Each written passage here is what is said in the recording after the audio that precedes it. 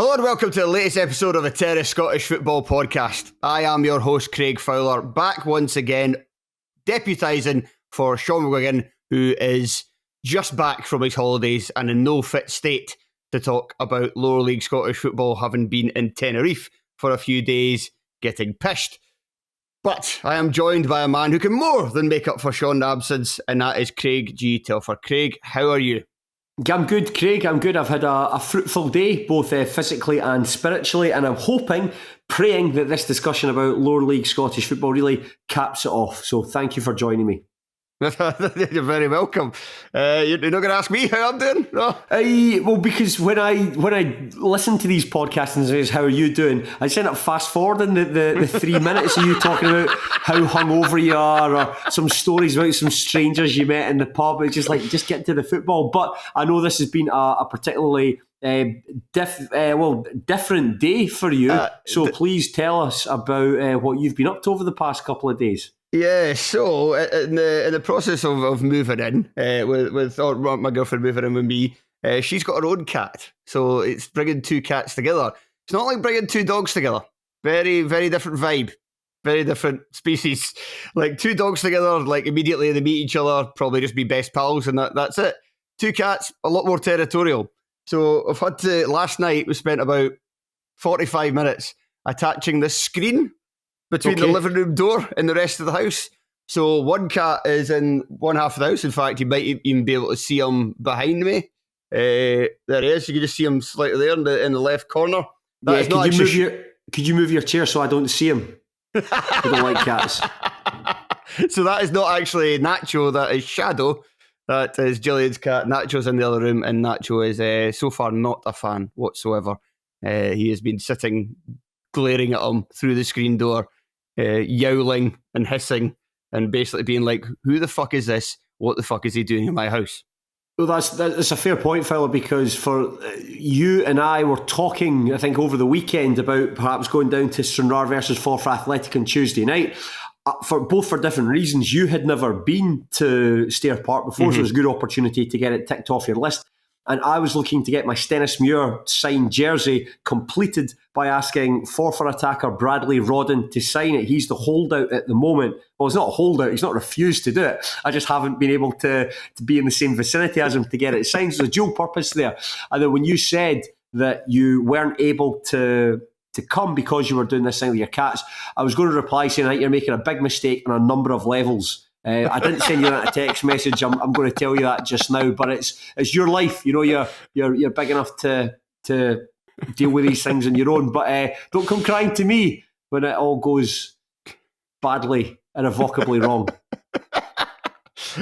Big enough and ugly. Sounds like it's off the fucking flyer anyway, mate. So the only way is up. He's a feistier boy than Nacho, so I'm hoping he stays chill through the next hour or so. But we shall wait and see. If he climbs over the equipment at any point. Pause me in the face or whatever. Right, anyway, let's begin with so we're going to take our trip through the three leagues, and we're mainly looking at three teams in particular, but we'll touch on some others in their vicinity. And that's beginning with Falkirk and Livingston, who last Friday in a top-of-the-table clash live on the BBC, Livingston winning the game by 2-1 at the Falkirk Stadium. Robbie Muirhead opening the scoring from the penalty spot. Rhys McAleer made it 2-0 on the stroke of half-time. Brad Spencer got a ball back from Falkirk from the penalty spot, but Livy would ultimately hold on for all 3 points. Now, that result means that Livy go a point behind Falkirk, who slipped to second after Ayr United defeated Hamilton Accies on Saturday. Falkirk have now only taken 1 point from 3 games against David Martindale's side now. And Telfer, before I ask you any questions, I just wanted to note something as I looked at the highlights. I watched the highlights on Falkirk TV. I didn't manage to see it last Friday on the BBC. And the name of the video on the Falkirk TV highlights was saying that it was Falkirk's first home loss since 2023. Now, if they mean in the league, that's correct. And you can either count it as Airdrie in the playoff semi-final second leg, or likely what they're referring to is Edinburgh City. That's what I took. That's why I thought it was Edinburgh City. But actually, the last home loss was a 1-0 defeat to the New Saints on February 3rd, 2024. So if you're the YouTube admin at Falkirk TV, you better change the title of that video, because Craig Fowler has put you on blast. Even with that clarification, it's still a very impressive achievement. Don't need to lie, Falkirk. Yeah, but it was, anyway, sorry, but you go. Sorry, I was just going to say, well, I think you were just going to go into that anyway. What stood out for you most from this top of the table clash? I thought I would describe this as an absorbing game of football. I don't think it was the most entertaining that we've seen, and I think it wasn't particularly entertaining because of Livingston. I thought that they really went out their way to spoil it.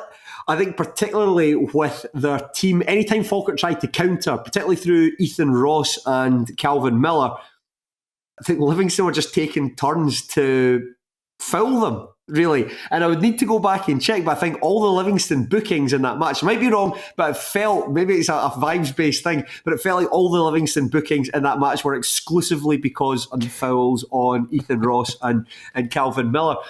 But it was an interesting game, and Livingston very much have Falkirk's number. Quite similar to Dunfermline Athletic 2 seasons ago when they shared the League One. You know, that Dunfermline team just really sucked the fun out. It stopped Falkirk from playing, and they found it really difficult to hit the rhythm. Livingston are the same as this. And I don't know if you watched David Martindale's post-match interview, but he seemed delighted with the fact, and he basically spent the 7-minute interview going through how and why the game was won. And he said a really interesting thing. He said, there's different ways to win a game of football, and there's different ways not to get beat. And I think that's exactly what we saw from Livingston here and how they got the 3 points. Any of the penalty decisions contentious for you at all? Not at all. And the one I was really, really angry about was the Ryan McGowan's challenge that won Falkirk's penalty. I thought that when I saw him, I was watching it in the pub as well. I was watching it in the Horseshoe in Glasgow. And when he slid in for it, I was just thinking, what are you doing? It looked in the BBC coverage, it looked bad. It looked bad on the reverse angle. It looked even worse than the reverse angle, actually. And it looked bad watching it back on Falkirk TV. And it just felt like there was no need for him to slide in. Just try and hold. I can't quite remember who it was that won the penalty, so forgive me. But it's just a case of just stick with him, try and force him to the byline, make things a bit difficult for him, and just to slide in and catch him. I thought that was really poor. And similarly for the Livingston penalty, that I think that Hogarth brought down Macaulay Tate there. I don't think there was any arguments with that. And it's interesting, an observation that John McGlynn made. I think that 4 of Falkirk's last 5 or 6 goals have all come from penalties. Maybe 4 or 5 of the last 7. It's something along those lines. It's difficult. It's a habit that they need to get out of, just making like daft challenges in the boxers. 2 against Dunfermline, 1 against Wraith Rovers, and then there's 1 against Livingston there. So it's something that the club need to break. So, just as you were talking there, the fact that they've struggled this season against Livingston, what Martindale was saying after the game in terms of kind of excelling in the dark arts. Yes. Now, I don't subscribe to this theory, but I've seen it in the chat. You hear people saying this about football teams in general, kind of, especially when you're talking about kind of lower levels and seeing out title challenges. I don't like it, but let me just play devil's advocate for a second. Are Falkirk built to win this title with the style of football they play? That's a really good question, because what I would say about Falkirk, Fowler, right, is that any time this side have come up against a difficulty this season, any time they've lost a match, it's always been followed up with a win. That's something I find really, really impressive by them. They never, ever let any defeats in the league have immediately been followed up by a victory. This is a really resilient team. There's a lot of togetherness in this side. I think, obviously, we're going to come on and talk about them. The signings that they have made to see them over the final third of the season, very, very impressive. And I think they're certainly 2 of the players that they brought in just earlier in the week are perhaps 2 of the best signings that any team has made in the Championship this season. So you might not be able to get the better of Livingston, and Livingston's dark arts might have some sort of hex over Falkirk. I mean, don't call them the dark arts or nothing. But I'd still have Falkirk favourite to win this division. Next up for Falkirk is Partick Thistle, and it's a tough month for Falkirk. It's a tough month, but Thistle haven't been playing particularly well recently, and I mean, there are only 10 points between the sides, and if Thistle turn up, that will be a difficult game for Falkirk to win. However, Falkirk fans themselves will know, and the team will know, and everybody around the club will know that Thistle are not in great form, and that's a game, like you say, after the recent disappointment that they will be looking to bounce back in. And if they don't, the alarm bells start ringing a little bit, because it's not long after that they've got Ayr United as well. Yeah. In fact, it's the very next week, I think they've got Ayr United. It's the very next week, yeah. So I'm saying it's a really difficult run of fixtures when you're taking on effectively the three sides that are immediately beneath you. But it's a challenge that Falkirk have risen to. They've done. I think the teams that they've struggled against this season, Ayr United beat them 5-2, but you could say that Luke Graham was sent off after 8 minutes in that match, and if you're playing virtually the entire game with a man disadvantage, that's going to be difficult for most teams. And some of the Ayr goals in that game were really, really good as well. I think that Falkirk, particularly with the signings they've made, it sounds like we're teasing them that it all will be revealed just shortly, like as if the folk listening don't know that Scott Arfield is coming from Bolton and Luke Graham's returned on loan from Dundee.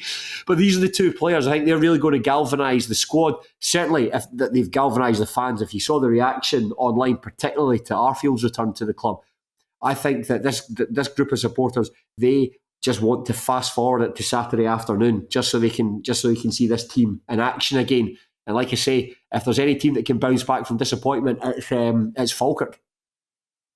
The Arfield one, certainly, you would think it would be a good sign. Arfield, when he was at Rangers last time around in his final season at Ibrox, was still a contributing player.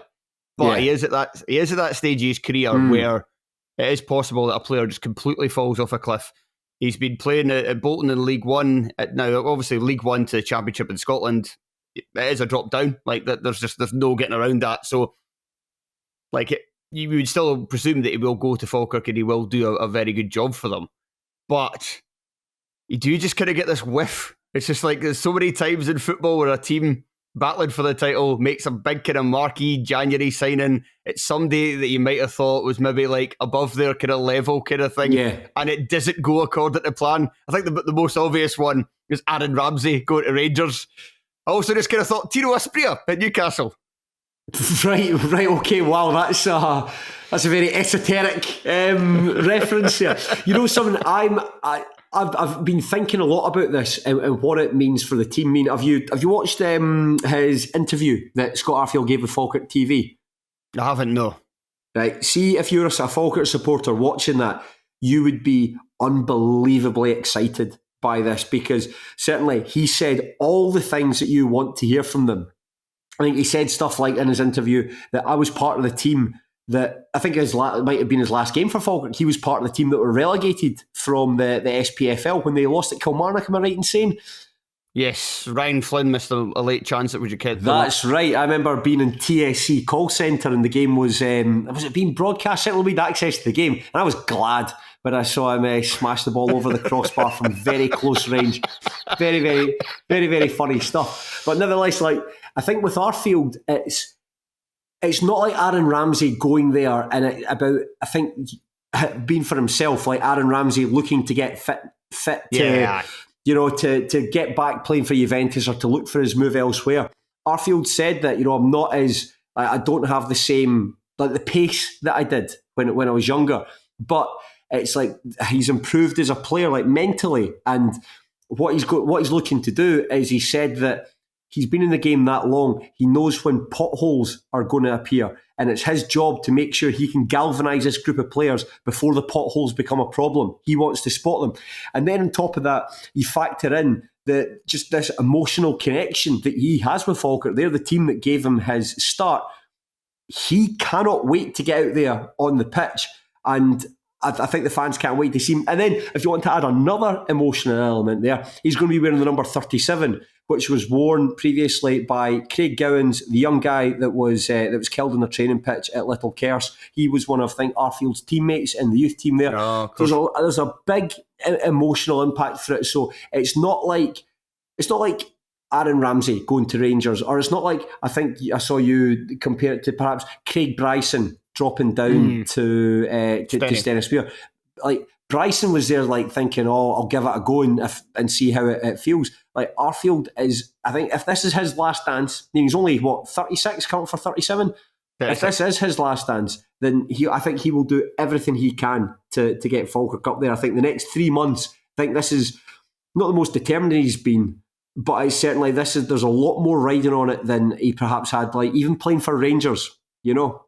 Yeah, I don't think it's actually going to happen. I just said that there is a whiff of that I don't really like. But you've sold me. You've sold me. I like this idea. I actually now hope there's a documentary crew following me around for the next 3 months, and then we get that in the summer. Honestly, man, the interview's 6 minutes long. Once we finish up, go and watch it and get back to me. It's really, really good. But even if he can't really contribute on the pitch, Falkirk still have a really good team. Do you know, this is a team who, up until the weekend, and they do have a game in hand. It's important to say that they've not completely dropped into second place. They're still like for 3 points so they can move back to the summit. Where is he one of Falkirk's, like, would he get into 11? You'd probably say yes, but we need to know what kind of physical condition he's in. If he's not physically fit enough to contribute, Aidan Nisbet can come back and play the Aidan Nisbet's having a right good season. Miller and Ethan Ross are playing really well. McKeever. Well, I would say front, as well. You mentioned the two kind of the kind of signings they made late in the window there with Luke Graham coming back. That gives them, I was going to come on to him. Yeah, it gives them a abundance of riches at the back, especially now that Tom Lang is fit again. But I think he'll replace Tom Lang. I think that Lang's perhaps in the team playing a wee bit above his level. I don't think he's quite as good as Graham or Donaldson or Henderson, even despite the fact he's the captain and he's very handsome. Regardless, it does give them a bit more strength and depth that they had, and they can now. They've been playing with a 3 recently. They can continue to do that, and they have the depth to make it work. But one player you didn't mention who came in late in the window was Miller Thompson. Now, I think this is an interesting one, and I think this could be the underrated signing, the key signing. Right, yeah, of course. Obviously, because Callum Morrison's left, so. He came in and then it was like he came in to replace Callum Morrison, and then a day later, like, Scott Arfield's come. You know what it reminds me of? The bit in The Simpsons where, you know, they get all the puppies. And the dog stands up in front of the television and everyone's like, oh, and then the cat does it. It's like, get down here. Get out of the way. Miller Thompson is the cat. Unfortunately, Miller Thompson's the cat. Scott Arfield's the puppy. Miller Thompson's the cat. Miller Thompson is Snowball too. I'm just going to note that down in case that's the best title for this show. So it depends on where Miller Thompson's head at, I would say. So the second half of last season, he really came on leaps and bounds in that Dundee United team that won the title, and there was a lot of excitement about his prospects going into the season. Obviously, he was stepping up to the Premiership, and that's difficult to do. Initially, he looked great. He was a man of the match, I believe, in the Dundee derby as United drew 2 each with Dundee on the first day of the season. But he's kind of struggled for opportunities this campaign. It seems that Kai Fotheringham, when Goodwin does go to a young United product as a right winger, he goes to Fotheringham instead of Thompson. And if he doesn't go to either of them, he goes to Luke Stevenson on the right as well. And Middleton's back, and he's quite far down the pecking order. If he goes there with determination and with the same kind of, or with a similar mindset to what he had last year with United, then he will be a very good player for Falkirk, and he will fill a lot of the void left by Morrison's departure. However, you could never tell with loan deals. You could never tell with the player's head that if he's just pissed off and he's sulking and he's like, "Why am I here?" Then it could go wrong. See if he's saying like, "Why are you here?" Like, you're going to a team who have got a phenomenal. You could finish up the season with a league winners medal. I don't understand how you need any more motivation. I'm not saying he's going to do that, but we've seen it before with footballers. But if you've got the chance to win a league title, why would you not be other than thinking, I can contribute for the next like 15 games over the course of the season? How many ever left? 12, 13, 14, 15. Sorry, I need to get an order of those numbers correct there. But however many games there, you've got the opportunity to win a league title. I think that's incredible motivation. And you know something, we've touched on him there about Callum Morrison leaving. I know that you're moving to Linfield you're probably going to get more money there. I think that Irish football is going through a bit of a financial boon at the moment. The money that some clubs are spending, and that's great, but it just feels, it seems like a lower version of like somebody going to the Saudi Pro League. You know, like John Duran, who's gone to the Saudi Pro League from Aston Villa, who are having a really good season, doing really well in the Champions League, and you've gone somewhere for more money, and you're having to stay in Bahrain because you're taking your girlfriend with you, and in Saudi Arabia, the unmarried couples aren't allowed to live with each other. So he's staying in Bahrain. Apparently he's going to travel like 500 kilometres every day for training. Something ridiculous like that. I'm comparing that to Callum Morrison moving to Linfield. What a ride that was. Sorry, it took a long way to get there. To just say, I understand, like, football's a short game, and as a player, you're entitled to make as much money as possible. And if you're not happy somewhere, then fine. But I just at Falkirk, particularly with Arfield and Graham coming in, it just must be. Like I said earlier, if you're a Falkirk fan, you just use a fast forward button in your life just so you could get to the stadium at 3:00 and just and watch them. I would say about Falkirk fans' excitement, something I have noticed about them, well, some of them anyway, they talk about when they've signed, if there's like a new signing or somebody gets a contract extension or there's match highlights for an impressive win, it's always referred to as like pornography. Like, oh boys, who's got a big stiffy now that Arfield's back? Or, who needs Pornhub when you've got the victory over such and such? I'm sure there are other fans do it, but I've noticed it specifically to Falkirk. Orkney Falkirk. Yes, aye. So before we drop down a division, we should touch on the other two teams in the title race. Ayr at the top of the table, we'll get to them in a second. But Livingston, it's felt to me, looking on from afar, that Livingston have never really never overly impressed at really any point in this season. But they are continuing to hang around. They're not going anywhere. And they've made their own moves in January. And if they can get to a level of play that's kind of above what they're doing right now, and they can maybe put away opponents with a bit more gusto and make it a bit easier on themselves and have less margin for error, and it really fully clicks for them, watch out. I think there's Sean and I did a pod looking at them a couple of weeks ago, and Robbie Fraser from Rangers is a player that's come in and looks particularly impressive. Really, really strong runner down the left. And perhaps has been at Rangers a wee bit too long, perhaps needed a loan move a wee bit quicker for his own development, a loan move earlier on for his own development, but he looks particularly good. He was excellent in the game against Hamilton. No, beg your pardon, it wasn't Hamilton. Can't remember who it was against. These podcasts all just roll into one. Very good stuff though from him. I'll need to look that up. I don't. But he looks really good. Macaulay Tate has come in and made an impact, and obviously that's you'll know a lot about him from being a Hearts player. So why don't you tell us about him? He's got a lot of poise on the ball in the middle of the park, like somebody who's very diminutive. He's really small, but he's a very good passer, and not just like a sideways passer, but somebody who can pass the ball forward as well. He's not had as much opportunities this year. He looked really good last season when he played. He kind of had to play in a 3 because of his size, but Livingston play with a 4-3-3 anyway, so that shouldn't be too much of a problem. Disappointing campaign for him so far this season, where he's not really had many opportunities, and the one opportunity he did get was when Hearts played Petro Cup and had that disastrous result in Europe. And Macaulay Tate shouldn't have been in the starting 11. It was a ridiculous decision by Neil Critchley playing a 4-4-2 formation.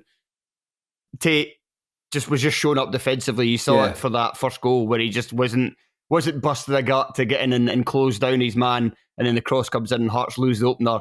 And then that gives them the mountain to climb to get ahead. And then obviously the penalty at the end eliminates us from Europe. But a lot of fans were excited by his performances last season. So if he can replicate that in a Livingston shirt, then he will certainly do a job in the Championship. And that was something that was probably, although he was actually, just got to think about it, he was actually showing in some of his later appearances last season a willingness to get forward and to try and get in the box and to make things happen there as well. And you saw that with his run against Falkirk for winning the penalty. So maybe that's something that at a lower level he'll look to replicate more often. Yeah, there was a game against Airdrieonians. That's where I was really impressed by Robbie Fraser, the 2-1 win. But I think that it's something that we've touched on a number of times, myself and Sean. God, I miss him so much. But it was about how this season David Martindale is enjoying himself more than he was in his last couple of seasons in the Premiership. You know, being at this level gives you the opportunity to be a bit more expressive in your football. You can concentrate on your own team's strength rather than trying to negate the opposition's. And I think that I get the impression that any other side outside Falkirk, Like he will do that. Like look to try and be like Livingston want to win this. We're going to focus on this match from Livingston's perspective. I don't know, but I just get the feeling he really, really likes to body Falkirk. I think he really likes it. I mean, watching his post-match interview there, when he went into detail about how the way Falkirk had set up with the back three, we thought they'd play with a four, but the players, we've got the players that knew what to do, and when the goalkeeper went down with a wee hamstring strain, I was able to get the players over and pass on the instructions to him. He really seemed to be revelling in that tactical tweak that it was to beat Falkirk. And I mean, not that I watch all of David Martindale's post-match interviews, only really when we're discussing Livingston, but he seemed really, really chuffed about that more than anything else. So I think that it's something that Livingston need to do, because it's all very well beating Falkirk, obviously, but when the next time they're in the league, it's not till the 15th of February, they're playing against Dunfermline. They've also got the game, they're playing them right as we record, just now in the SPFL Trust Trophy. Then they've got Cove Rangers in the Scottish Cup. That's an excellent chance to get to the quarterfinals and make a wee bit of money. But then after that, it's Dunfermline, and there's a big game at the 22nd of February against Ayr United. That's going to be absolutely enormous for them. So, yeah, you're right to say Livingston are in Scottish Cup action this weekend, as are league leaders Ayr United. So Falkirk will have a chance. If they win, they will go back top of the table. They do have a game in hand. They'll go 2 points above Ayr and 4 above Livingston. Ayr are hosting Hibs on Friday night, and got a lot of fun. I'm not going to say I think Ayr will win this, but I mean, they've got a chance. They've definitely got a chance in this, because Hibs are on a great run. Hibs have only lost, I'd have to think this off the top of my head, but I think it's like a dozen fixtures. Hibs have only lost once, and that was to Celtic. Maybe it's 12 or 13 games that they've only lost once, and in that, David Gray's completely turned them around. However, and Tony said this as well on Monday's podcast, and I've seen that Hibs fans have been saying it in general, they've not been played well recently. And Ayr United have been playing well. They've got their tails up. It's at Ayr. It's a Friday night under the lights. It is kind of. It's got all the recipe. It's got all the ingredients there for the recipe of a Scottish Cup shock. Fowler, just see, you're talking there. I'm just looking at the Ayr United stats. In the last 1, 2, 3, 4, 5, 6, 7 games, they've conceded once. And that was a late consolation, an inconsequential goal at home. There's another ingredient. It's a Hearts loanee. They've got goals. Yes, Harry Stone's won his place back in the team. I had said at the beginning of the season, when after Ayr had played Cesspure, so anyone who listens to me in this podcast is like, is he going to talk about that fucking League Cup match again? Yes, I am. Yes, I am going to talk about that. Ayr United were just such a well-coached side, and very different to anything that we tend to see in League One. And it wasn't a surprise to me that Ayr United had a really strong start to the campaign, and it was when they had that wobble in the middle where they seemed to be like winning then losing, and that period was really capped off with that like pretty embarrassing defeat to East Kilbride on the Tuesday night in the sort of mid-November. Since then, however, other than a defeat to Partick Thistle and a 0-0 draw with Morton, their form has been absolutely superb.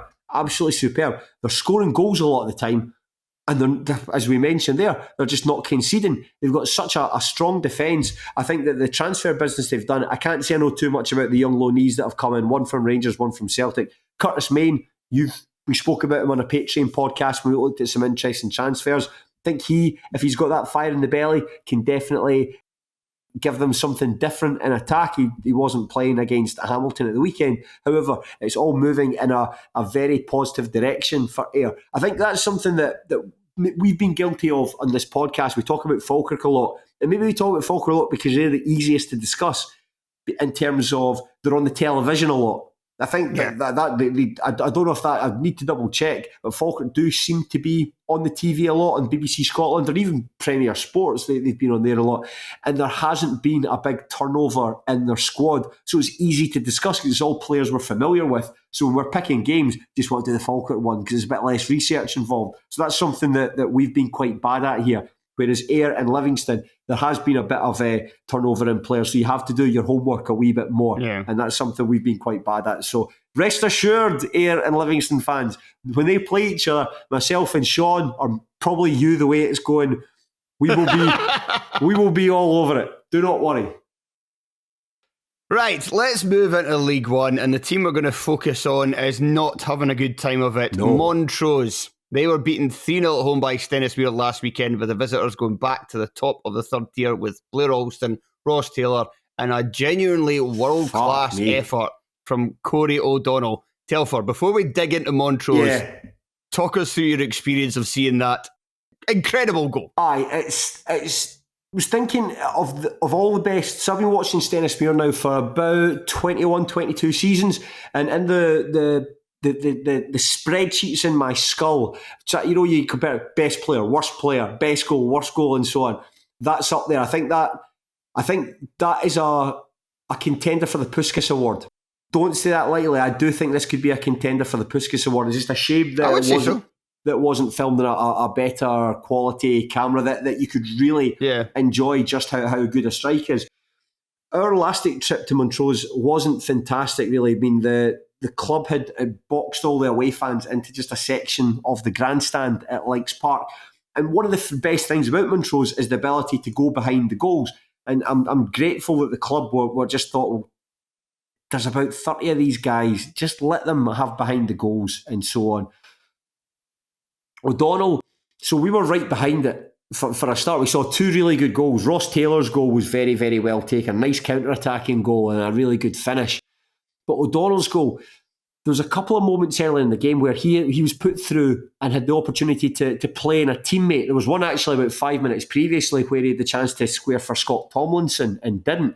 And Tomlinson screaming at him like, "Well, you fucking put me in." And O'Donnell just seemed to just tunnel vision.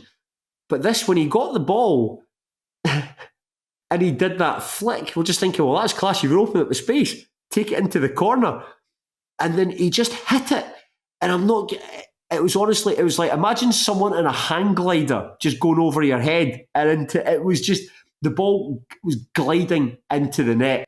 And I remember celebrating it. Like, that commentary, like, "I can't speak." The rugby commentary. Genuinely, I sort of went down to the wall just with my arms open. I was just laughing. Didn't know how to celebrate properly. None of us knew how to celebrate properly. There was guys there who had been drinking all day. We're all just laughing and hugging each other. It was that kind of goal. And it's just a shame that it was like icing on the cake goal, making sure of the 3 points goal, and it wasn't the winning goal. But that is one of the best goals I've ever seen scored at Stennisweir. The touch to let it come through him, take it away from the defender and open up, and then the finish as well. I don't think there's any other players in that team could do it other than Corey O'Donnell. He's a weird big player. On the books at Motherwell, went to Broomhill, and we brought him in, and he's definitely got something about him. When you see his build and the way he carries himself and his skill, definitely something about him. But there's other times where he always never times his jumps properly. Always seems to jump a wee bit too early when going up for the ball, and can run the ball up his own arse when he takes it for a dribble. But he's the only player that could have scored that goal in that team. And I woke up on the Saturday morning. I'd been out the night before. I've got a cold. I was hungover. Wasn't feeling too great. And I was thinking, is there any games nearby you can go and see rather than heading up to Montrose? And at about midday, I thought, nah, fuck it, go to Montrose, because you'll regret it if you don't. And my goodness, that's, I know I've spoken for a wee bit there talking about that goal, but it's stunning. Absolutely stunning goal. And to be right behind it as well, man, what a privilege. Well, I'm just going to say, is there anything quickly that you want to add about Steny in general going back to the top of the table? I still think it's Arbroath's league to lose. We spoke about that on the Patreon last week, particularly when we talked about the signing of Sam Stanton. And I think with Arbroath, the match they had against Cove Rangers, it sounded like a game that they were completely in charge in, other than the 2 goals that they lost that ultimately cost them the game. So that's a deeply frustrating for them. But I'd still fancy them to go and do it. I mean, they've got 2 games in hand on Steny. Not that they're a point behind, but I think that, don't want to get too carried away, because it was down in Steny after that Cove Rangers defeat, but they've brought in now Bobby McCluckie from Heart of Midlothian for another wide option. I'd spoken to Joel Sked about him. Joel Sked says that he's a really highly rated at Hearts, but is perhaps needed a loan spell away from the club, someone just away from a level better than the Lowland League. And so to come into a team that's challenging, that's a good move for him. He's got a great name. You really want him to make it with a name like that. It's a 1950s name. It's someone who played for like 2 clubs but made about like 500 appearances for one and 3 for the other. You know? You see those, the guys in Wikipedia? You know those Wikipedia pages that I'm talking about? And they brought him in. And he died very young. He died in his mid-40s. Yes. He's still a club legend. He owned a shop beside the stadium. That's right. Sold memorabilia, but that died very young. They've also brought in Sam Fisher on loan from Dunfermline, who, if you remember, I think when he was on loan from Dundee, was a really important player when they won League One. I think him and Kyle Benedictus were integral to that Dunfermline team. Fallen down the pecking order. I think he had quite a bad injury. Fallen down the pecking order. So he's brought in, ostensibly, as the replacement for Aaron Steele, who has gone back on to Arbroath after a pretty good spell there. And I think the board really need a lot of credit there, because I think they've put their hands in their pockets. They've dug deep to give Naismith the resources he needs. Maybe I'd like them to have got a proper goal-scoring striker in. I think every team would like a goal-scoring striker in. Yeah. But in terms of what they've given him, it's not just that, we're lucky to be here. I do think that, certainly the players, talking to the players and the manager and the board, will think we've got a legitimate chance of winning this year. I still fancy Arbroath to do it, but I do think Stennismuir can challenge him, and the manager has been backed to do it with these 2 guys that came in today. So it's a great feeling watching the club at the moment. I thought last season would be the best it's ever been. This is great. This is absolutely fantastic. Honestly, man, Gary Naismith's been in charge for about, I think it's 2 years now. He's been in charge when they come in 2023.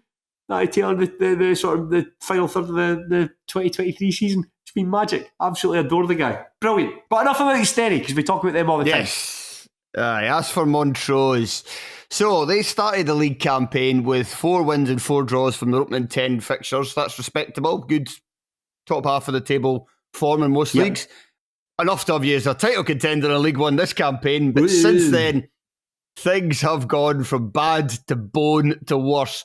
In their past 12 League One fixtures, they've won 2, drawn 3, and lost 7. So that means that Annan have picked up as many points as Montrose have in that spell in their last 7 games. Inverness have done it in their last 4, and they're 5 without a win and sit just 1 point above Annan and 3 above Inverness.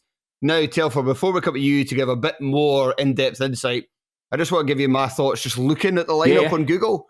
I just thought to myself, that is a team of old men and young boys. Like, of the starting 11 and 5 subs used, there were 5 teenagers and there were 6 guys over the age of 30, including 4 over the age of 35 and 1 of those over the age of 40. And I think it's been a good reason for their success in League One that they've been keeping the nucleus together of the team for so long. But you now have to start to wonder, do these guys have the legs for a full campaign in which to keep Montrose in this division? That's funny you say that. That was my sort of observation looking at Montrose. I think that, first and foremost, I think it's important to say that any criticism of Montrose, it's not personal, because it's a club that I like them a lot. Because we like Montrose personally. We really like them on a personal level. Really like them on a personal level. Really like them. So it's difficult to say. So this isn't a criticism of them, but I think the budget's been cut at Montrose. I think that they previously have had, that's what's allowed them to challenge in League One, and they have done exceptionally well since they came up in 2018. They finished in the playoffs a couple of times, but it really feels like it's almost been by stealth just how poor they've been, because you look at the 3 teams behind them. 2 of them have gone into administration. Dumbarton probably going to finish bottom of the table. Inverness, Caledonian, Thistle, a full-time team in a part-time division who have got some pretty decent young players in there, and now they're playing under Scott Kelleher. There's a renewed sense of optimism that they can get themselves out of it. And Annan Athletic as well, as a team, they're a side who, I think I said this, every time you think, that's Annan finished, they pull a result out the bag. Yeah. And they've been to pull Montrose back the previous week, to go from 2-0 down to draw the match 2-2. And then to get a win against Kelty Hearts, beat them 3-1. Charlie Mulgrew's first game as manager as well. And losing Tommy Goss to injury, but then just sticking Tommy Muir up front and him scoring 4 goals in the last 2 games. Well, the funny thing is, like, Tam Muir has started his career as a striker. I'm sure he played for Stennismuir. He was a striker, but he had to play centre-back out of necessity. And I think at Annan now, he is considered to be a central defender. So just in a time of crisis, well, he gives us like, we don't have Aidan Smith, don't have Tommy Ross. Tam, do you want to go up front? It turns out he's great at it. It's really funny. But so Montrose's badness is, it's only really now when you're seeing the teams catch up with him that you're like, whoa, something's no bad here. And I think that you have summed it up well, that to plug the gaps in the squad, Montrose have had to go to the likes of Dundee United and so on. Hart Midlothian and Callum Sandilands came in. He didn't have much of an impact in the game. And so you're asking a lot of young guys who are taking their first steps in football to all learn en masse.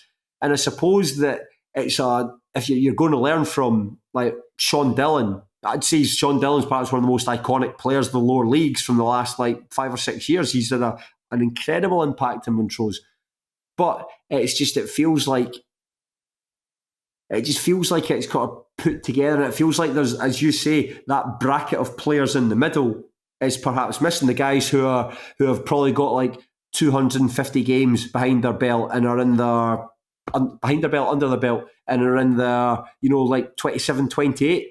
I think that the only player in their football peak years of like what you would say that 26 to 28 is Blair Lyons. And he didn't have much of an impact in the game at all. He's one of the guys that you'd want to get him in the ball because he can make stuff happening. But I think that Kelsey Ewan, who, well done for putting him, as great foresight, putting him into the SPFL team of the week. He had a really good game. And he moved on to the other side and Ross Meakin like kept him quiet. And then so that's their attacking sense. They had the boy Keir Bertie, who they have on, I think he's on loan from Dundee United. I'll just need to check. But Keir Bertie was playing at right back. He was up against Ewan O'Reilly. Sorry, he is a Montrose player. Beg your pardon. He's signed from Montrose, but he's young. He's only 18. He was up against Ewan O'Reilly, who on his day is one of the best wingers in the division, a really skillful player. And a lot of Stenny's chances in the first half were coming down Montrose's left. And it wasn't much of a surprise to see him taken off at the interval and replaced by Andy Steeves, who's just a much more capable player. I mean, he's only 18, so I don't want to give the guy a kick in. It's tough when you're coming against a really skillful winger. But in the second half, for instance, Ewan O'Reilly wasn't quite as impactful, certainly going forward anyway. And it just feels like, I think what Montrose need to do is just like, I think if you gave them 8th place, they would take it just now. Yeah. Because it really feels like it's a gyre of negative form. They're not scoring a lot of goals at the moment. Kane Hester left the club to go to Elgin City. Street talk, but someone at the weekend, my dad had been talking to someone who said, and it was that they actually made a profit on selling Kane Hester back to Elgin. So he was like, I think he's Montrose's record transfer as well. So, or certainly maybe not record transfer. They paid a lot of money for him anyway. So it's probably good in that regard. But you had Graham Webster playing up front. And Webster's a good player. And Webster's had a pretty decent career. He's better out wide. He's just up there because he's quite tall and quite rangy. But like Gregor Buchanan had a pretty straightforward game. The only chances of note, Montrose started the game quite well. And somebody had a header right at Darren Jameson, who just made himself big and was able to block it. But they had Stenny gifted them 2 chances in the second half. Kinley Billam, who is he's like 5'9", plays at left back, but he's so good in the air, but can also play centre back. Him and Gregor Buchanan were playing, and Billam was strolling the match, but he had 2 moments where he misjudged the ball and allowed Montrose in. And the second of which, I don't know if you've seen this, but basically, he clattered into Darren Jameson, leaving the goal wide open. Fell to this boy, Ollie Martin, who just put the laces through it and blasted it wide. Like the swerve. Like we were thinking when we saw it, we were standing down the other end, and you're seeing that, oh my goodness. But just the swerve that the thing took, oh my goodness. It was like a, you know that meme of the car pulling over like to the swerving off the road? It was like that. I don't know if you know the meme I'm talking about. I don't think I do. Nah, it's just, that's a shiter. Sorry. But anyway, he should have scored. That was at 2-0. And if they'd scored at 2-1, state of the game changes, but they just never really got into it. And then it allowed that instead, they were trying to come into it. Instead, they were just trying to hit them with the counter, one of which led to O'Donnell scoring that outrageous goal. Yeah, just talking about the budget and stuff, because they do all this fundraisers for the club we were at last year. And Yeah, it was before brilliant. then. It was when we done the hospitality. And I was speaking to an employee of the club, and they were saying like just the difficulty in trying to raise attendances. And it's like, obviously the club is going through this sustained period of success relative to what Montrose have been like for, most of our lifetimes. Yeah. Watching football. Montrose, I always kind of saw as a team struggling at the bottom end of what is now League Two. Yeah. And they've been mid-table promotion contenders in League One up until this season for... How many years is it now? That's the 2018, so 7 years. Yeah, 7 years. And I was saying back to him, I was like, I wonder if it's just like it's a case where you get the initial boom of people coming because you have the success. But then football's very much, and I say this often, football's very much what have you done for me lately? And getting to the playoffs every year or finishing like 5th or 6th and stability and safety, not very sexy. Like, they might actually find a bit of a boon come the end of the season in attendances if it comes down to the last couple of games and they are actually fighting to stay out in 9th position. Because you always know it's a nightmare for teams. I don't know if the research has been done, but I'd have to say that I'd only imagine that teams who finish 9th in Championship and League One survive like about 25 to 30% of the time. Because you just have to make it through. For a team that's, for most of the season, things have gone wrong on a weekly basis. You basically have to go through 4 games where nothing goes wrong. And so, yeah, you'd have to. But I still think I'm gonna still back them to grind their way out and finish above Annan and finish 8th. It's difficult to see. I mean, it's all just based on So I've seen Montrose 3 times now this season. I've been to every game where they've taken on Stennisweir. And the first one at Links Park, Montrose beat them 3-0. And that was a game where they gave Stennisweir a bit of a lesson. They were really streetwise in that match. They kind of pushed them around a bit. They had Ryan Williams. They miss him. They really miss Ryan Williams as well. It gives them so much thrust down the right. Ryan Williams had a really good game.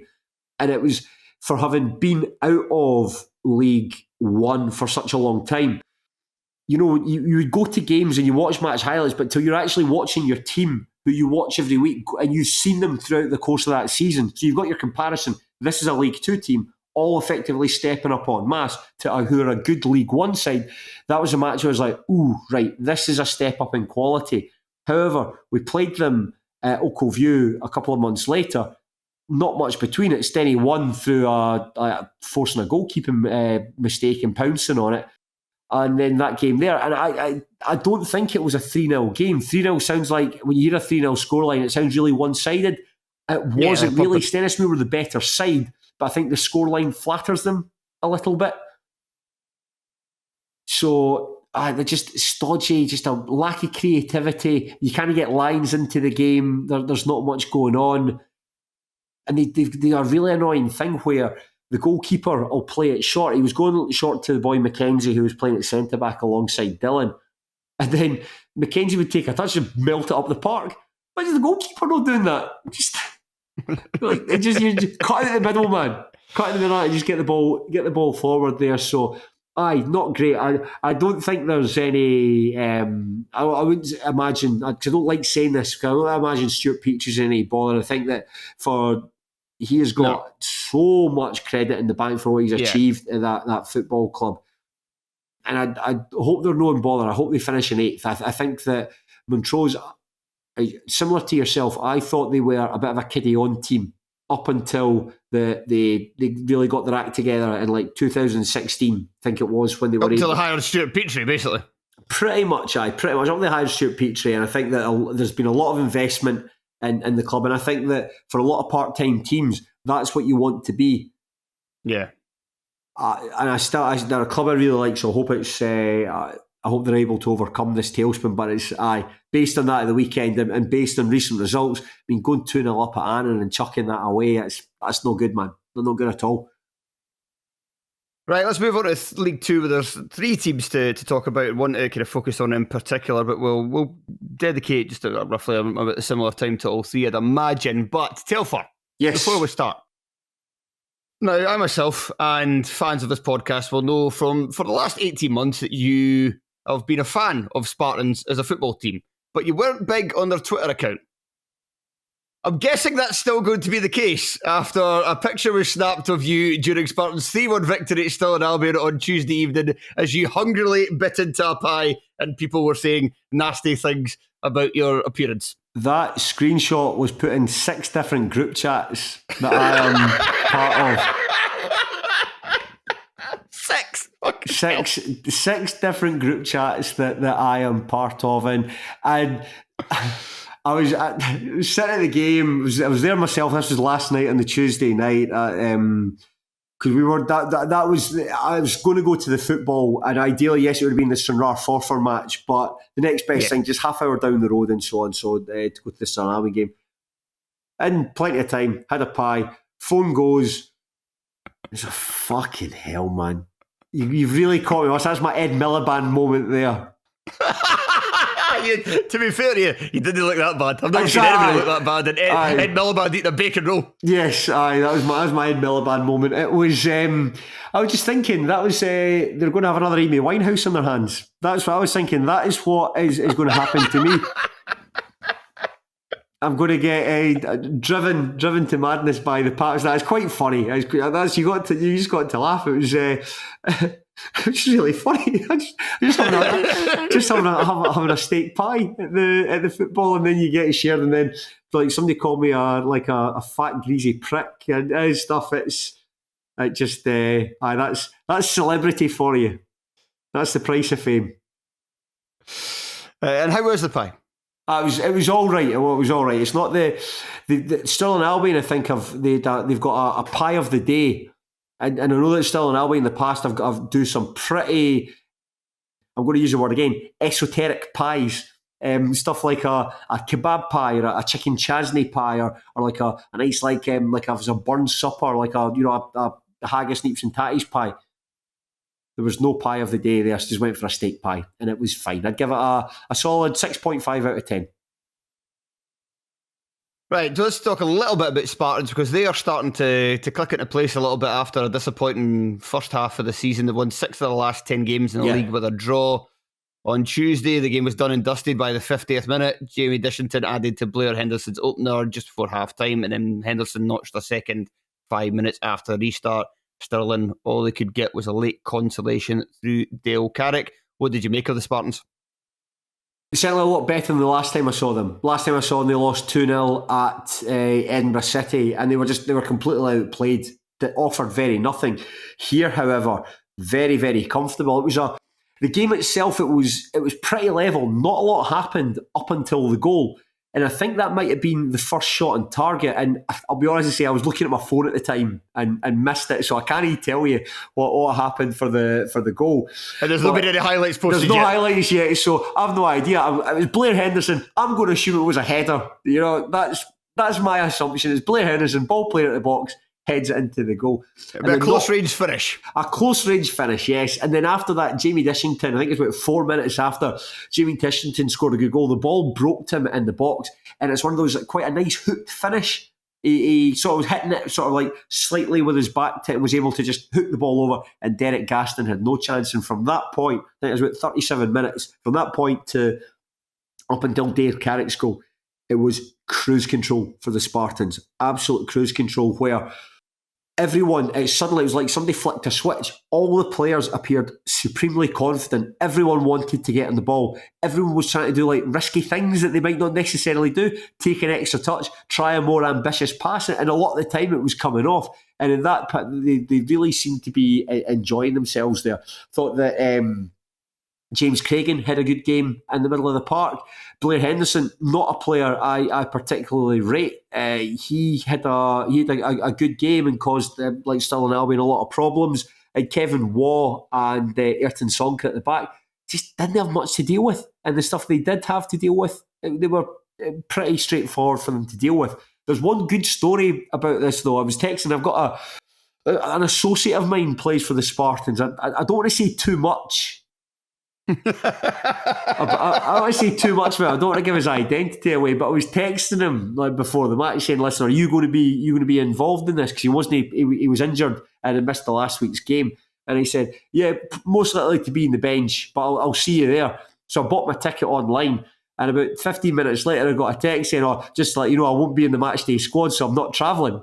I was like, well, that's fucking magic. So I was texting him like over the course of the game and giving him updates. And he asked me about a guy called Aaron Scott. He was like, how did Aaron Scott play? And I was like, aye, fine, playing the middle of midfield alongside James Craig. And I was like, something, he had a fine game. I've never heard of him. Literally never heard of him. And it was on my phone and flash score. Like his career data, there wasn't anything there other than Spartans. The guy's about like 27. I was like, who is he? And he had played for Hearts as a youngster. Didn't make the grade there, joined the Spartans when they were playing in the Lowland League, but jacked it about 4 or 5 years ago so he could go to university and start a career in finance. And then just, like, I think not long ago, went to Dougie Sam's like, I actually fancy another crack at this. Can I get a shot? And then comes back in the team and actually makes a big difference after being that time away. So it's a great story. Yeah, a really, really good story. And he played well, absolutely strolled it alongside James Craig. And so I think at the Spartans there's a confidence now. They think that perhaps a false start to the season. I got talking to the club photographer after at half time after he papped me, and I was asking him about the start to the season. And I think that, and this is something that I think is quite commonly shared by Spartans observers, that because they had such a good season last year, people sussed them out a wee bit. They know how Dougie Samuel likes to play. They know the constituent parts. There wasn't a big turnover in the squad, so it was effectively the same again. And it's now about up to them. What they've managed to do is they've varied what they do a little bit more. They're trying to rely less on Cammy Russell to make something magic happen, trying to replicate the impact that Reece Armstrong would have in the team. And it's largely been successful, which has been borne out of results. And there's a confidence there that they can go on and finish in the playoffs. They've got games in hand. I think they can pull themselves really close to Edinburgh City in 4th place. But definitely the best I've seen from them this season. Yeah, so you won't reveal your associate. Let's just call him Danny D. No way, that's too obvious. D Denham. Yes, that's right. You've cracked the code. Well done. I'm Simpson. Right. Let's move on to talking about another game that Stirling Albion were involved in. This will link quite nicely into having a bit of more of an overview on Stirling. Yeah, because they lost twice in the space of 3 days with that Spartans result, because they lost on Saturday to Edinburgh City in one of the games of the season in the lower leagues. 4-3 for Edinburgh, a real kind of topsy-turvy encounter. Innes Lawson gave Edinburgh City He broke the deadlock with a terrific strike from 25 yards. Josh Kerr equalised for Stirling. Malik Zaid was able to take advantage of some terrible passing out from the back from Stirling with the aid of a deflection. It was a decent enough goal. He done well to beat a man and charge at the penalty area, but it did take a deflection on its way in. Stirling then turned the game on its head with a James Graham double in 3 minutes shortly into the second half. Love Island's Aussie C managed to equalise for Edinburgh just after the hour. That set up a grandstand finish where Lawson got his second of the game. A really nice finish right at the death. Now, I've got a question to ask you about Edinburgh, but actually, let's come on to Stirling right now because... Oh, do Edinburgh first. We finish with Stirling because as we'll wrap up the two games together. So we'll start with Edinburgh. So, the only thing I was going to ask about Edinburgh was that does this result, and I think they were quite close the week before as well, were they not? Does it show that there is plenty of life left yet in Michael McIndoe's side after Connor Young's departure? 100%. 100%. I think that it was weird. It's like watching Michael McIndoe. Sorry, we'll come on and talk about them, but watch Michael McIndoe's post-match interview. You've just won 4-3. The interview, so I've watched the interview twice. He mentioned 4 times in that 3-minute, 17-second interview that they'd lost 3 goals. You know, he was like, we won, scored 4 times, should have scored 5 with the penalty. We did lose 3. You know, he mentioned the fact, like, we did lose 3 a couple of times. He's a man who just will not get carried. I think to be the Edinburgh City manager, you've got to have that degree of equanimity where you never get too down when you get beaten, like they lost 4-1 against East Fife at the previous week there. Although, to be fair to them, they had done really well up until the last 15 minutes when it was just a complete collapse. But he acknowledged in that post-match interview, he said that we can fix it. Like, the players just standing in the wrong positions. Like, as guys who aren't particularly experienced, he said that John Robertson and Uzi C, outside of that, there's guys there between them. They've only got something like about 100 SPFL games, or maybe something like about 1,000 in that group of players. There's a very small number of SPFL games. We can fix it. And this was, you were able to see the results of that. And it's just a smile more. You've just won 4-3. He scored in the 88th minute to win the match. He never stops. He never stops. He never stops. So there's relentlessness. But yes, he said that in his post-match interview. He said, Connor Young's gone. Connor Young's been a fantastic player. But the way they play with 3-10s, they need to step up. And they all stepped up there. You mentioned Innes Lawson with a double. That second one especially. See his control. The flick that he manages to sort of like almost like not donkey kick, but bring it with his like the outside of his heel to bring it in front of him to finish, and then to cut across. It's a great goal, brilliant goal, especially in those circumstances. Yeah, brilliant goal. And there's Ozzy C contributing, and Malik Zaid, who is just a smashing wee player, and really seems to. Michael McIndoe really seems to be bringing the best in him. No idea how it didn't work out at Annan, because when you see him play for Edinburgh, it's like watching two different players.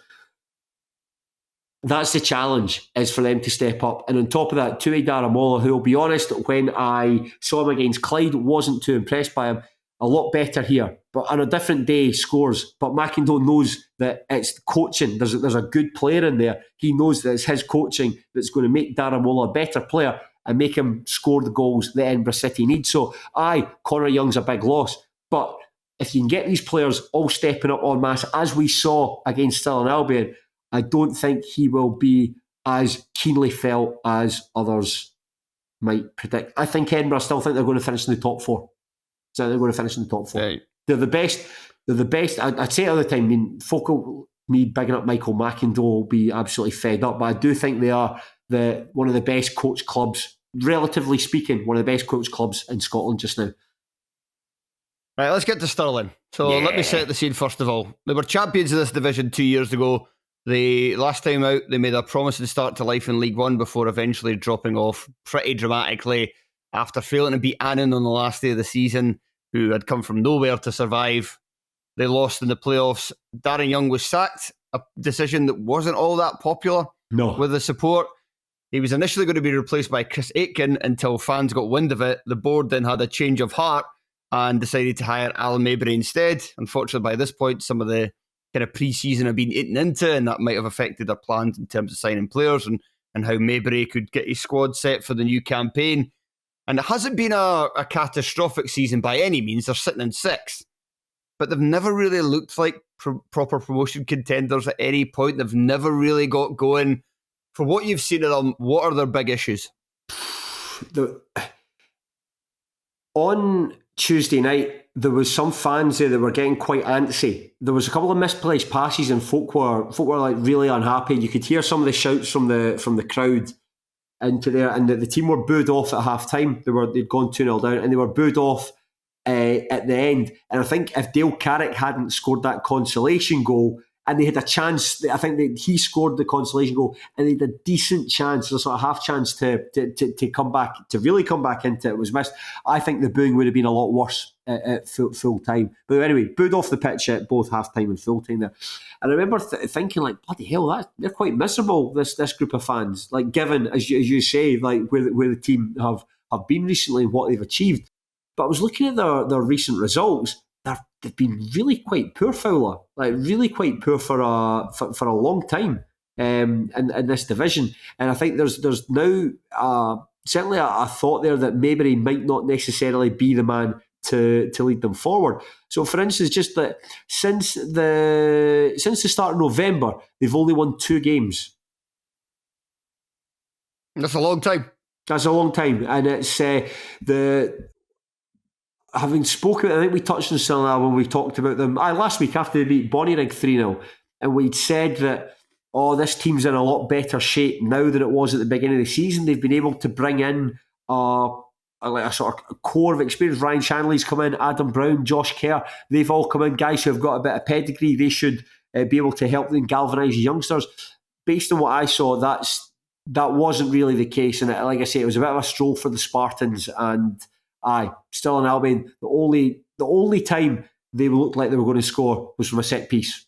Barely created much from open play, and just looked like I wouldn't even see less on the sum of the parts. They just didn't look all that good at all, really. So what are the constituent parts of the team that aren't functioning as well as needed? What do they need to kind of pull themselves out of this slide? There was the guys that we spoke about, the three experienced players that came in midway through the season. Now, none of them played especially well. Start at the back, like Josh Kerr, who is a bit of a goal threat as well for them. Scored a couple of times already this season. Can play out from the bit and do a bit of the hard normal defender stuff. Blair Henderson was able to shove him out a wee bit, and he was flanked by younger guys who were playing like a 3-5-2, a 3-4-3 system. Didn't really seem to suit them. Then Adam Brown, who is a player I absolutely adore, amazing what he did at Stennismuir, and someone I'll be eternally grateful for. But he had one of the games that he sometimes did have for Stenny where he just didn't get on the ball enough and didn't influence it enough. And he's amazing at set pieces. I mean, you see him setting up a goal. He set up the goal for Dale Carrick. He set up one of the goals for Josh Kerr, actually, against Edinburgh City. I think he might be one of the best dead ball specialists in the lower leagues. But one of those games where he just doesn't get into the game enough, And then there's Ryan Shanley up front, who I thought would be a really good signing. I don't think he's at his fittest at the moment. And I think when he was substituted, he had a bit of back and forth with the supporters. And then on top of that, you've got some young guys that are there that are like kind of similar to what we talked about with Montrose, guys that are having to learn on the job.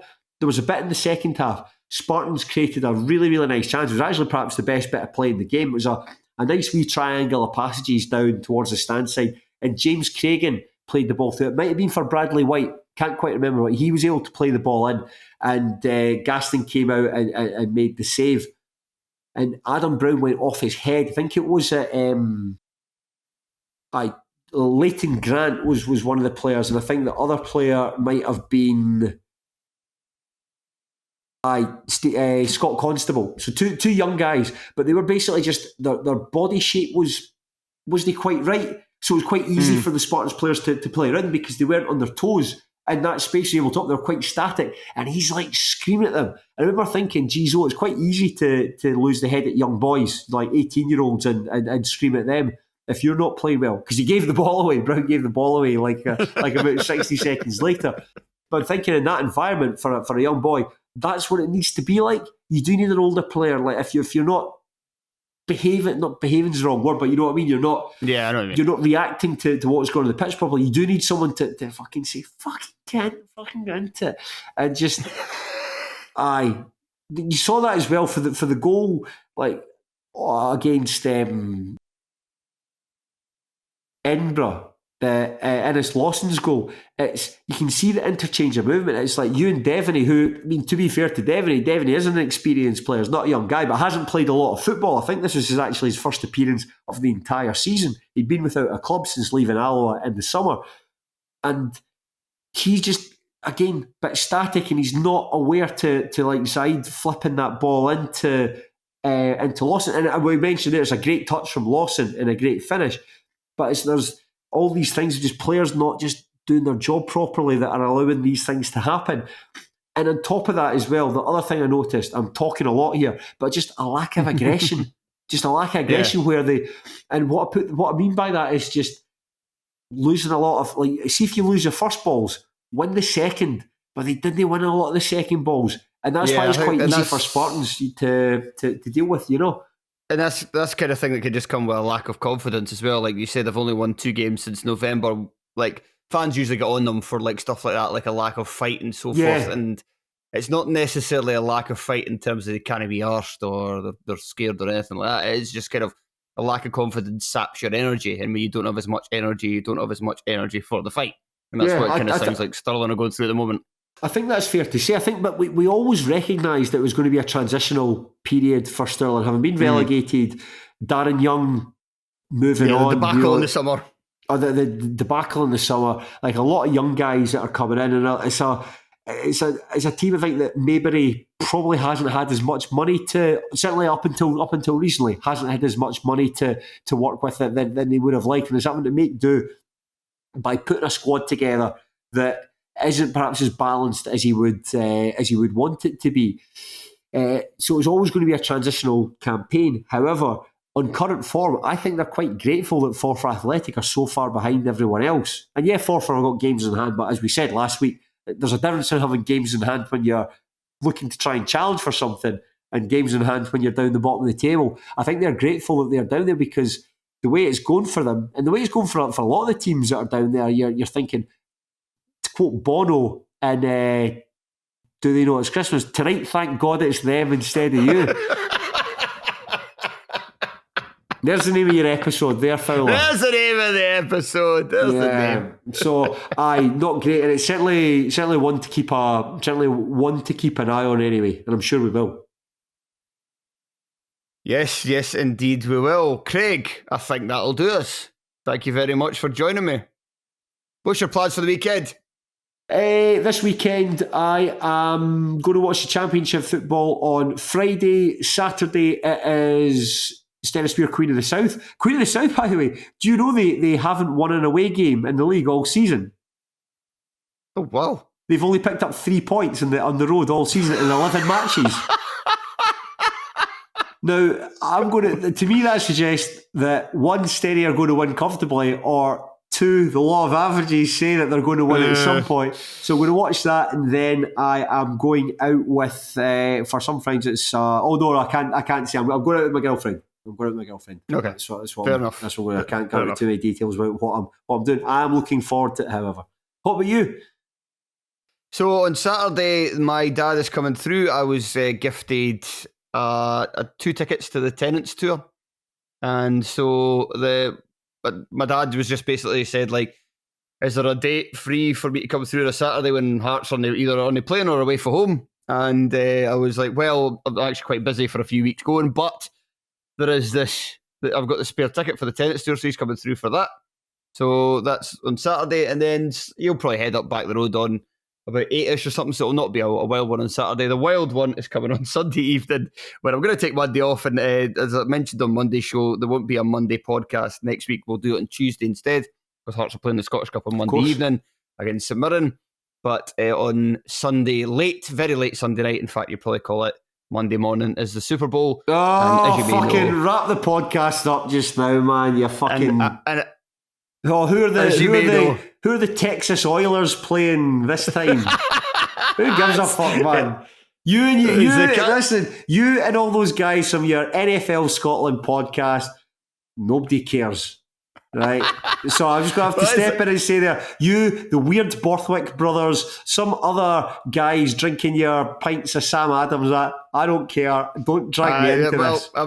I'm just going to mute you right now, and I'm just going to say that we get together once a year at the Super Bowl. We basically drink shots anytime that there's a touchdown or a player that you've been assigned out of a hat gets a catch, and we usually get very drunk and watch the game together. So I'm travelling through Edinburgh for that. Last year was interesting getting home afterwards. I ended up walking from Jamie Borthwick's house to Haymarket and got the first train back from Edinburgh to Glasgow. This year it's taking place at kind of Drumbray, so instead I'm just going to walk to the other side of Drumbray and then get a bus. Absolutely fascinating, mate. It's, but if you're getting a bus from Edinburgh at 5 in the morning on Saturday back through to Glasgow, there's a very drunk man that gets on. That'll be me. Well, you know what, man? Your journey home sounds far more interesting than the Super Bowl could ever be, mate. So best of luck to you. Best of luck to you. Best of luck to the rest of the goons you're spending the evening with. Come on, the Chiefs. Fuck the Eagles. Right, that'll do us. Thank you very much for listening. We'll be back again on Tuesday, as I said. Until then, please enjoy your football. But unlike Spartans social media, who stitched up Telfer something rotten, Please do so respectfully. Do you know what's going to happen, Fowler? Sorry, do you know what's going to happen? It's going to be, I'm going to be in a car driven down a Parisian tunnel where the Spartans photographer is taking pictures at me in the back of a moped. That's what they want to happen. That's what they want to happen.